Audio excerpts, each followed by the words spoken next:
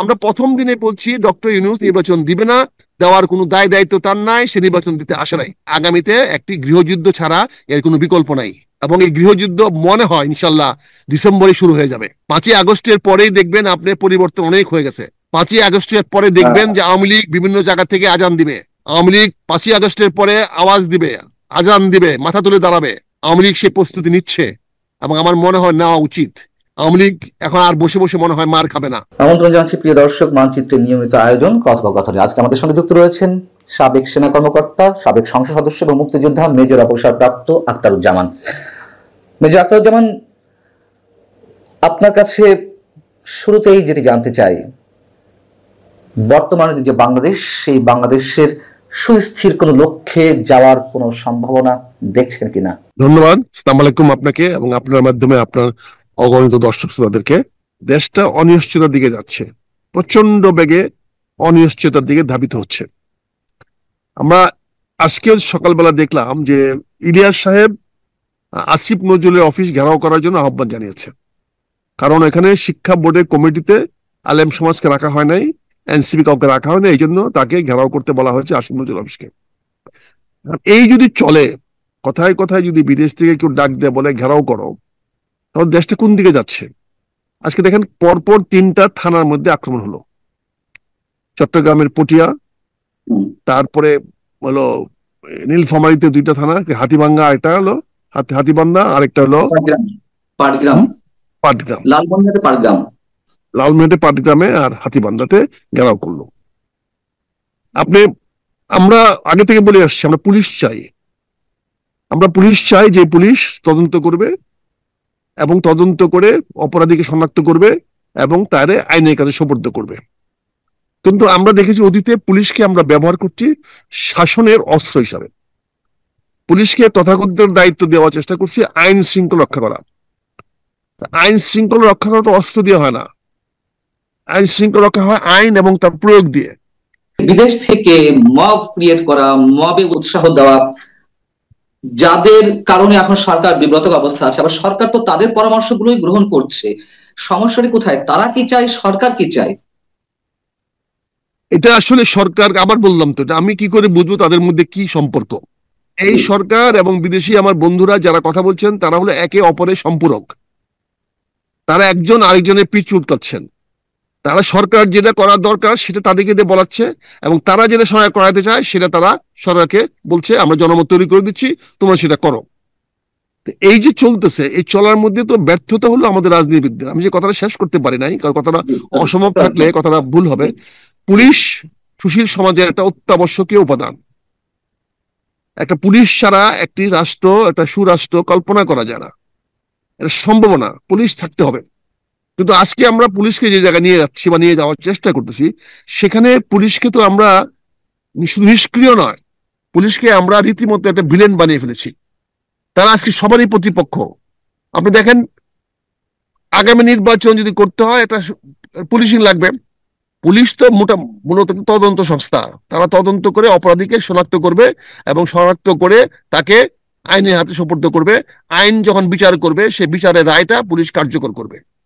কিন্তু সেখানে আমরা দেখছি পুলিশকে রাজনৈতিক হাতের হিসাবে ব্যবহার করতেছি। পটিয়ার ঘটনাটা দেখেন আপনি, সেখানে পুলিশের এত এক্সট্রিমে যাওয়া দরকার ছিল কি? পুলিশ তো সেখানে যেহেতু একটি রাজনৈতিক দলের নেতাদের বিরুদ্ধে অভিযোগ আসছে, সে রাজনৈতিক নেতাকে বললেই হতো ভাই আপনার লোকেরা এই কাজটা করতেছে, আপনি দেখেন তো। এখানে পুলিশগিরি করা কি ছিল? ওই ওসিগিরি করা কি ছিল? তদন্ত করবে ওসি, ওসি তো দমন করবে না। ওসিকে ওখানে গিয়ে বাধা দিতে কে বলছে? কে ক্ষমতা দিয়েছে? বাংলাদেশের সিআরপিসিতে কোথায় লেখা আছে পুলিশ কাউকে কোনো কাজ করতে বাধা দিতে পারবে? কোথায় লেখা আছে? আমার কথাটা হচ্ছে থানার মধ্যে ওই লোকগুলা তাকে নিয়ে ঢুকলো কি করে? থানার মধ্যে ঢুকলো কি করে? ওই ছেলেগুলো ঢুকলো কেন? ঢুকতে দিল কেন? এখন আপনি যে কথাগুলো বলছেন, সমস্যা তো ওইখানে, পুলিশ তো ভয়ে আছে।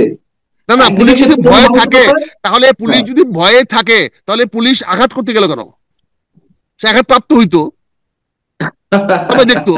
আপনি আঘাত দিতে গেলেন কেন? আপনি আপনি আঘাত দেওয়ার ক্ষমতা আপনার নাই। তাকে তো আঘাত পান্না ভাই, করছে। পান্না ভাই, পান্না ভাই, আপনি আমাকে মারতে পারেন, এটা আপনি অপরাধ করছেন, মারা না। কিন্তু আমি তো উল্টা আঘাত করতে পারি না আপনাকে। না, আপনি যখন আপনি জীবনহানির আমাকে যদি সংখ্যার মধ্যে থাকবেন, যখন আরে জীবন জীবনহানির সংখ্যা তো কি সংখ্যা হয়েছে? বলছিলেন, জীবন হানির সংখ্যা হলে আপনাকে থানা দেখেন, এই কতগুলো জিনিস মিস মিস ওয়ার্ড আমরা এমন ভাবে করি। আপনি থানাতে একজন লোককে ধরে নিয়ে আসবে কেন? থানা ঢুকবে কেন সেটা? সেই প্রশ্রয় সরকার দিচ্ছে, রাষ্ট্র দিচ্ছে। তাহলে সে রাষ্ট্রকে প্রশ্ন করেন। আমি সেই কথাই বললাম যে পুলিশকে তো আপনি ক্ষমতার বাইরে ব্যবহার করতেছেন কেন? থানাকে আপনি কেন অ্যারেস্ট করার মতো শব্দটা থানায় ব্যবহার কেন করেন? থানাকে অ্যারেস্ট করার ক্ষমতা সিআরপিসিতে কোথায় দেওয়া হয়েছে? কেন মানুষের মধ্যে প্রত্যাশা? কেন সরকার বলে ওকে গ্রেফতার করেন? কেন তদন্ত ছাড়া গ্রেফতার কেমনে করবেন? গ্রেফতার করতে হলে আদালতের নির্দেশ লাগবে। বাংলাদেশে কাউকে বিনা বিচারে আটক রাখার কোনো বিধান নাই। এখন তো বলবেন সংবিধান মানেন, কিছু মানেন না। সংবিধানে শপথ নেন, আবার শপথ নেন না। আমার আলী রিয়াজ বলেন আমরা সংবিধান ভঙ্গ করে এখানে আসছি, প্রকাশ্যে বলে বেড়ান। তো উনি যদি সংবিধান ভঙ্গ করে যদি ওই অফিসে বসে থাকতে পারে, গল্প করতে পারে, চা খেতে পারে, সরকারের রাষ্ট্রে চা খেতে পারে সংবিধান লঙ্ঘন করে, তাহলে ওই ছেলেরা সংবিধান লঙ্ঘন করে আসতে পারবে না কেন? ওসির ঘাড়ে ধরতে পারবে না কেন? কারণ এত আইন তো নাই, কোনো তাই আইন তো তো নাই। হচ্ছে, তাই তো হ্যাঁ, হচ্ছে। তাহলে তাহলে সেটার জন্য তো দায়ী কে? এখন আপনি ধরেন এই সরকার কি করেছে? এনবিআর কি করেছে? এনবিআর অফিসারদের সাথে যে বিট্রিয়ালটা করেছে, কতগুলো দুর্নীতিবাজ ব্যবসায়ীদেরকে নিয়ে এসে তাদের মধ্যে আপোষ করে দিয়ে আজকে অফিসে করে চাকরি যাচ্ছে। তো এই যে বিশ্বাসঘাতকতা সরকার করতেছে, এগুলা করে কি সরকার পার পাবে শেষ পর্যন্ত? আমি তো আজ প্রথমে বলেছি যে আমরা একটা অন্ধকারের দিকে যাচ্ছি। এই যে বেআইনি কাজগুলো করা হচ্ছে, তাহলে এর মাধ্যমে কি? আগে সরকার গুম খুন করতো, এখন আমরা রিমান্ড করেন। আগে সরকার ওই মানুষকে গুম করে মেরে ফেলতো, খুন করে ফেলতো, এখন আপনি মব জাস্টিস করতেছেন। তো একই জিনিস চলতেছে তো। তাহলে পার্থক্যটা কি? যে যে অভ্যুত্থানটি অনুষ্ঠিত হলো, সংগঠিত হলো, যে আন্দোলন ক্রিয়েট করা হলো, যার মাধ্যমে শেখ হাসিনা সরকারের পতন হলো, তাহলে এখনো যদি সে আগের ধারাবাহিকতা চলে, বরঞ্চ আগে মব ভায়োলেন্স ছিল না, এর সঙ্গে যুক্ত হয়েছে মব ভায়োলেন্স, এবং সেটিকে জাস্টিফাই করার চেষ্টা চলছে। বলা হচ্ছে সাহেব, আগের সরকার সামাজিক যে কাজগুলো করেছে তার সামাজিক ফ্যাসিবাদ, তার প্রতিক্রিয়া হিসেবে এটা সামাজিক ফ্যাসিবাদ। কিন্তু এই ভায়োলেন্স গুলো কারা করছে? বিএনপি একটি অংশ করছে, আর সরাসরি জাতীয় নাগরিক পার্টি বা বৈষম্য ছাত্র আন্দোলন নেতা করছে, যারা অভ্যুত্থান ঘটিয়েছিল। তাহলে মানুষের সঙ্গে কি এটি প্রতারণা নয়? এটা প্রতারণা কে করতেছে? হাসিনার প্রতারণার জবাব আমাদের ডক্টর ইউনূস সাহেব দিচ্ছেন। এনে বিএনপি না মানতেছে কেন? এনসিপি না মানতেছেন কেন? রাষ্ট্র তো নিয়ন্ত্রণ এনসিপি করে না, রাষ্ট্র তো নিয়ন্ত্রণ বিএনপি করে না। এটা এটা শেখ হাসিনার সমাবেশিত হয়েছে ডক্টর ইউনূস। এই জবাব ডক্টর ইউনূস দিবে। ডক্টর ইউনূস আজকে দেশে অসাংবিধানিক সরকার প্রতিষ্ঠা করেছেন, সংবিধান বরখেলাপ করতেছেন, বড় বড় গলায় বলতেছেন। তার লোকেরা বলতেছে আমরা সংবিধান অমান্য করে আসছি। তারা আইনকে অপপ্রয়োগ করতেছে, তারা যা খুশি তা করতেছে। তিনি তার অফিসে ডাকায় নিয়ে আসেন ইলেকশন কমিশনের চিফকে, উনি ডাকায় নিয়ে আসেন প্রধান বিচারপতিকে। এগুলো তো ক্ষমতার অপব্যবহার হচ্ছে। এটার দায় দায়িত্ব তো প্রধান উপদেষ্টা সাহেবকে দিতে হবে। এই যে বিশৃঙ্খল অবস্থাগুলো, এই যে আনরেস্ট গুলো, এগুলো কি ইচ্ছাকৃতভাবে জিয়ে রাখা, ইচ্ছাকৃতভাবে ক্রিয়েট করা, বিশেষ কোনো উদ্দেশ্য সাধনের কোনো লক্ষ্য আছে কিনা বর্তমান সরকারের? পান্না ভাই প্রশ্নগুলো এভাবে করেন কেন? আপনি বলতে পারেন না এগুলো কেন হচ্ছে? তো হয়ে যায়। আচ্ছা, কেন হচ্ছে? আপনি কেন কতগুলো কথা দিয়ে কেন বলেন ইচ্ছাকৃত আচ্ছা, অনিচ্ছাকৃত? কেন কেন হচ্ছে, কেন হচ্ছে? জি, সে হ্যাঁ, প্রশ্ন ওইটা করতে প্রশ্ন চাই। করার উত্তর দিচ্ছি। জি। এটা কেন হচ্ছে, একমাত্র কারণ হলো একটি অবৈধ সরকার দেশে পরিচালনা করতেছে। যে এই সরকারটা জোর করে বলতেছে তাদের জনগণের ম্যান্ডেট আছে। এখানে জুলাই বিপ্লব হয়েছে শেখ হাসিনার পতনের জন্য। জুলাই বিপ্লবের উদ্দেশ্য লক্ষ্য ছিল না আরেকটি নতুন সরকার গঠন করার। জুলাই বিপ্লব 5ই আগস্ট সরকার পতনের পরপরেই জুলাই বিপ্লব যারা করেছেন তাদের দায় দায়িত্ব শেষ হয়ে গেছে। তাদের দায়িত্ব না, তাদেরকে কেউ ক্ষমতা দেয় নাই একটি সরকার প্রতিষ্ঠা করার জন্য। কিন্তু কাকতালীয় ভাবে এই দেশের রাজনীতিবিদদের মানে কি বলবো অযোগ্যতা, অদক্ষতা এবং অনভিজ্ঞতার কারণে তারা ওই একটা মিক্সড সরকার, না মার্শাল, না বিপ্লবী, না কোনো কিছু, না সাংবিধানিক একটা সরকারের ফাঁদে তারা পা দিয়েছে। এই ভুলের খেসারত আজকে আমরা দিচ্ছি। আজকে ডক্টর ইউনূসের সরকার আছে, কেন্দ্রের সরকার আছে, কিন্তু সেই কেন্দ্রের সরকারের কোন রকম নিয়ন্ত্রণ আমার কটিয়াদীতে নাই, কিশোরগঞ্জে নাই, আমার বাজিতপুরে নাই, আমার ভৈরবে নাই। তার নিয়ন্ত্রণ তার ওই বিল্ডিং এর, তার যে ওই যে 8 নম্বর হেয়ার রোডের বাসার চারপাশে, ওই বাড়ির চারপাশে, সেটাও তাও 144 জারি করে তার সে ক্ষমতা রাখাতে হয়। তার থেকে 1 কিলোমিটার দূরে শাহবাগ চত্বরে এই সরকারের কোনো কর্তৃত্ব নাই। আর ঢাকা শহরে অনেক অলিগলি তো নাই। কিন্তু এই সরকারটা আমরা কেন মানালাম? এই সরকার যদি বিপ্লবী সরকার হতো তাহলে আজকে ইলাজে গভীর অবস্থা হতো না। আজকে তো চট্টগ্রাম বন্দর লিজ দেওয়ার প্রশ্ন আসতো না, আজকে তো গ্রামীণ ট্যাক্স মাফ করার প্রশ্ন আসতো না, আজকে তো উনি গ্রামীণের ট্যাক্স মাফ করাতে পারতেন না, আজকে তো গ্রামীণ ম্যান পাওয়ার কোম্পানি উনি খুলতে পারতেন না। আজকে উনি তো ওই করিডোর দেওয়ার কথা চিন্তা করতে পারতেন না, কারণ বিপ্লবী কেন? সরকার এটা করতো না। যদি ওই ধরনের এটা সরকার বিপ্লব হতো তাহলে পারতো না কেন? সেই কারণ সুযোগ এই সরকার ছিল তো না। কোনো বৈধতা নাই। এই সরকার কি সরকার? এই সরকার সংবিধানের অধীনে শপথ গ্রহণ করেছে রাষ্ট্রপতির কাছে। এখন এই যেমন সরকার তো সব ধরনের সুযোগ সুবিধা ডক্টর মোহাম্মদ ইউনূস সাহেব নিচ্ছেন, কিংবা বিদেশি এজেন্ডা বাস্তবায়নের চেষ্টা করছেন, তো ওই ধরনের সরকার হলেও কি এগুলো ঘটতো না? অবশ্যই ওরা করতো না। বিপ্লবী সরকার কি করে করতো এগুলো বলেন? বিপ্লবী সরকারের গ্রামীণ ফোনে কি ইন্টারেস্ট থাকতো তার? বিপ্লবী সরকারের সঙ্গে আমেরিকার সেই ওই কি বলে বন্দর নিয়ে তার তার কি কন্ট্যাক্ট থাকতো? বিপ্লবী সরকারের তো এজেন্ডা থাকতো অন্যরকম। আমি সমস্যা কোথায় আমি ছিল? একটা স্পেসিফিক কোশ্চেনে আসি মেজর আক্তার। যেমন ডক্টর শফিকুর রহমান জামাতের আমির তিনি বলেছেন এই অবস্থায় যে এখন আবার কিসের নির্বাচন? আপনি কি এটা কোনো ব্যাখ্যা দিবেন? মানে আমি তো এই উনি ধরনের প্রশ্ন বলে করতে পারছি না, যে করলে আবার বলবেন যে এই ধরনের প্রশ্ন না না, কেন করছেন। উনি তো সঠিক প্রশ্নের উত্তর দিয়েছেন। হুম। উনি তো যেখানে যে থানা তার নিজেকে রক্ষা করতে পারে না, সেই থানা নির্বাচন কেন্দ্র কিভাবে রক্ষা করবে? কিন্তু এই কাজে তো এখানে জায়গাগুলো ভোট থেকে, এই এই ভোট জায়গাগুলো হওয়ার থেকে কোনো সুযোগ নাই। না, এরকম একটা সিচুয়েশন তৈরি করা হবে, এই ধরনের একটি প্রশ্ন রাইজ করা হবে। অনেকে অনেক আগে থেকে বলে আসছিলেন যে এই আনরেস্ট গুলো, আমি অন্যদের মন্তব্য করছি, আমি, আপনি উত্তর দিবেন কিনা এটি না না, একেবারে মানে আপনার প্রশ্ন বিষয়। করার উত্তর, হ্যাঁ। জি, যে এই ধরনের একটা পরিস্থিতি তৈরি করা হবে যাতে এই প্রশ্নগুলো অ্যারাইজ করা যায় যে এখন আবার কিসের নির্বাচন। ঠিক সেই প্রশ্নটা, যেহেতু আগে যদি এই আলোচনাগুলো না উঠতো তাহলে আমরা ওই প্রশ্নটা তুলতাম না। যেহেতু অনেক আগে থেকে অনেকে এই কথা বলে আসছেন যে একটা প্রচন্ড আনরেস্ট সিচুয়েশন বাংলাদেশে তৈরি করা হবে ক্রমাগত ভাবে, যার মধ্য থেকে নির্বাচন পেছনে একটা টেন্ডেন্সি থাকে এবং এই প্রশ্নগুলো সামনে আনা যায়। সেই প্রশ্নটি কি জামাতে ইসলামের আমির করেছেন?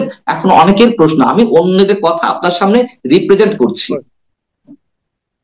আপনি কি? যদি ভাবার এই জন্য তো এটার জন্য তো আর ওই কি বলে ওই কার্ল মার্ক্সের থিওরি পড়তে হবে না। জি। এটা তো খুব সহজ সরল কথা। আপনি কি মনে করেন আজকে বাংলাদেশের যদি একটা সুষ্ঠু অবাধ সুন্দর নির্বাচন হয়, জামাত সরকার গঠন করতে পারবে? প্রশ্ন ওঠে না। অথচ আজকে জামাতের প্রায় 70% ডিসি জামাতের লোক, বাংলাদেশ ব্যাংকের লোক জামাতের, বিভিন্ন ব্যাংকে বিভিন্ন প্রতিষ্ঠানে জামাতের লোক, জি। ঢাকা বোর্ডে জামাতের লোক, ইউনিভার্সিটি জামাতের লোক, অনেক জায়গায় জামাতের লোক। আপনি কি মনে করেন আগামী নির্বাচন যদি হয়, যেভাবে নির্বাচন হয়, প্রতিনিধি নির্বাচন হোক আর ডাইরেক্ট নির্বাচন হোক, সেখানে জামাত হয়তো একটা বড় বিরোধী হতে পারে। বড় বিরোধী হতে পারলে কি ঢাকা ইউনিভার্সিটি ভিসি কি জামাতের লোক হতে পারবে? ওখানে ডিসি কি 10% 20% ডিসি কি তার হতে পারবে? এসপি তার হতে পারবে? পুলিশ অফিস হতে পারবে? ঢাকার মেট্রোপলিটন কমিশনার কি যে হতে পারবে? ওখানে কি ওই পুলিশের আইজিপি কি হতে পারবে? কাজে জামাত তো ভালো অবস্থায় আছে, নির্বাচন দরকার নাই।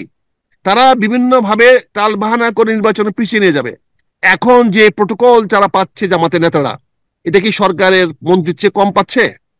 কম সুযোগ সুবিধা তারা পাচ্ছে? তাদের টিএডি হতে পারছে না, টিএডি দরকার নাই, তাদের এনাফ ফান্ড আছে। কিন্তু এখানে তারা সবাই ঐক্যবদ্ধ বিএনপি কে ঠেকাও, বিএনপি কে ঠেকানোর জন্য তারা রাজনীতি করছে। এবং ডক্টর ইউনূস নির্বাচন দিবে না, এটা আমরা প্রথম থেকেই বলে আসতেছি। কিন্তু আপনারাই বিভিন্ন বলে বলে এই পর্যন্ত আসছেন নির্বাচন হবে, আইজও কাইলো হবে। আমরা প্রথম দিনে বলছি ডক্টর ইউনূস নির্বাচন দিবে না, দেওয়ার কোনো দায় দায়িত্ব তার নাই, সে নির্বাচন দিতে আসে নাই, সে আমি তার এজেন্ডা নিয়ে আসছে। জি, আমি সরি, আমি আপনাকে থামিয়ে দিচ্ছি, সময় একেবারে কম আমাদের, ফিক্স টাইমের মধ্যে শেষ করব। একেবারে স্পেসিফিক কোশ্চেন, যদি না দেয় তার পরবর্তী বাংলাদেশের চেহারাটা কি, একটু যদি সংক্ষেপে বলেন। যদি দেবে না না এটা দেয় অনেকে বলছে। তাহলে, যদি না দেয়, আমি প্রথমেই বলেছি আপনাকে, বাংলাদেশ একটা অন্ধকারের দিকে যাচ্ছে, এখান থেকে পরিত্রাণের দিকে যাবে। এখন যদি না দেয় তাহলে আগামীতে একটি গৃহযুদ্ধ ছাড়া এর কোনো বিকল্প নাই। আগামীতে বিপ্লব হবে না, আগামীতে হবে গৃহযুদ্ধ। এবং এই গৃহযুদ্ধ মনে হয় ইনশাল্লাহ ডিসেম্বরে শুরু হয়ে যাবে। 5ই আগস্টের পরেই দেখবেন আপনার পরিবর্তন অনেক হয়ে গেছে। 5ই আগস্টের পরে দেখবেন যে আওয়ামী লীগ বিভিন্ন জায়গা থেকে আজান দিবে। আওয়ামী লীগ 5ই আগস্টের পরে আওয়াজ দিবে, আজান দিবে, মাথা তুলে দাঁড়াবে।